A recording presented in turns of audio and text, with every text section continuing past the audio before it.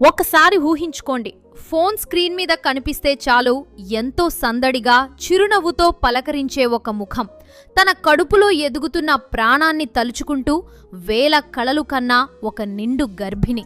అలాంటి ఒక ఆడపిల్ల తనను ప్రాణంగా ప్రేమిస్తున్నాడని నమ్మిన వాడి చేతిలోనే బలి అయిపోతుందని ఎవరైనా అనుకుంటారా?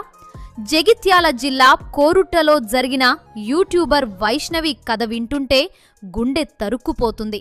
ఇది కేవలం ఒక హత్య కాదు, ఒక నమ్మక ద్రోహం, ఒక పచ్చని సంసారంలో రేగిన చిచ్చు, రెండు నిండు ప్రాణాలు గాల్లో కలిసిపోయిన ఒక మహా విషాదం. ఈరోజు మనం ఈ వీడియోలో ఆ రాత్రి ఆ 4 గోడల మధ్య జరిగిన ఆ నరకం ఏంటి, అప్పటి వరకు వీడియోలో నవ్వుతూ కనిపించిన వైష్ణవి చివరి నిమిషంలో ఎంతటి వేదన అనుభవించింది, హరిబాబు అనే ఆ మృగం ఇంతటి ఘోరానికి ఎలా ఒడిగట్టాడు అనే ఈ విషయాలన్నీ ఇప్పుడు ఈ వీడియోలో తెలుసుకుందాం.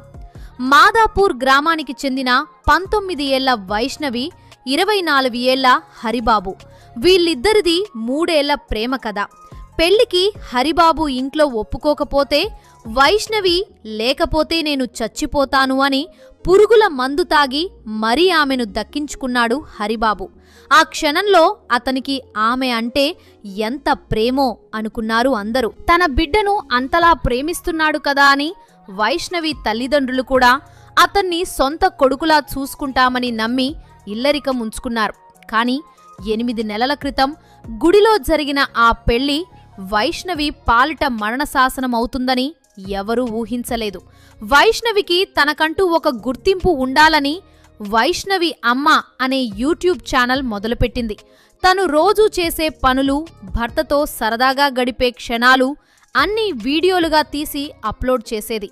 చూసేవాళ్లకి అంతా బాగుంది కదా అనిపించేది, కానీ ఆ కెమెరా వెనుక అసలు కథ వేరేలా ఉంది.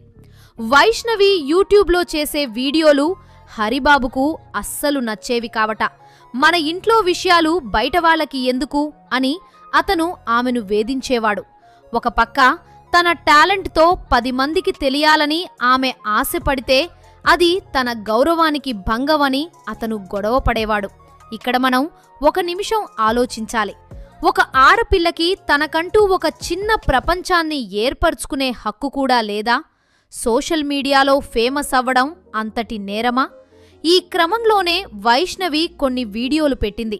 ఒక వీడియోలో హరిబాబుకు వేరే అమ్మాయితో సంబంధం ఉందని, మరొక వీడియోలో ప్రెగ్నెన్సీ వద్దు, అబార్షన్ చేయించుకోమని అతను